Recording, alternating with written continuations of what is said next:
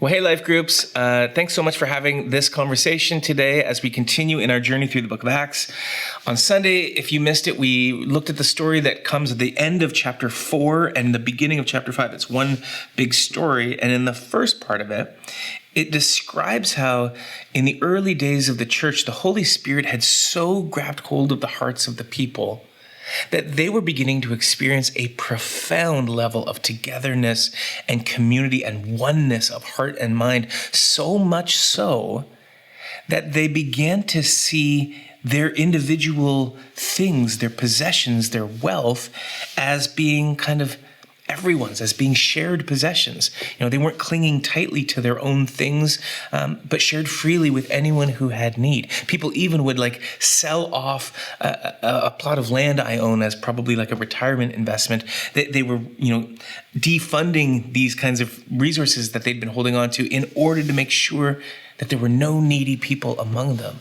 This is sort of a fulfillment of the vision that Jesus had when he said in Luke, reading from the prophet Isaiah, that he had come to preach good news to the poor, to proclaim the year of Jubilee, a year of freedom and forgiveness of debts and an experience of God's provision for every single person. The church was living like that in a deeply profound kind of a way. As you think about that part of the story, I want to invite you to consider, what is our experience these days of community? Do we see ourselves as part of a great big us? Or have we kind of held back our own identity and our own stuff and sort of, holding tightly to the things that are mine as opposed to being willing to generously share with anyone who has need?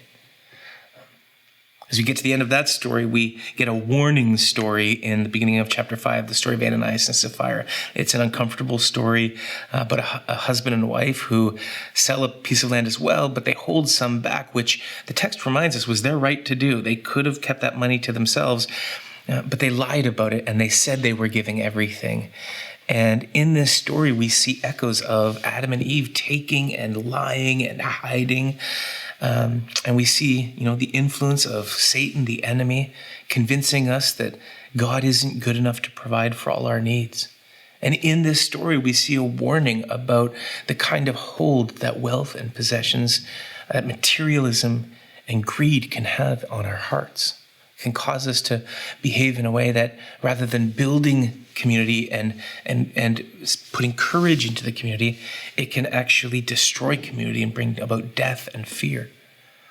So I'd encourage you to consider, to what degree do you experience this kind of fear, that scarcity mentality that there's not enough to go around and I've got to, hoard and stockpile and, keep what's mine rather than being open-handed and freely sharing with anyone who has need.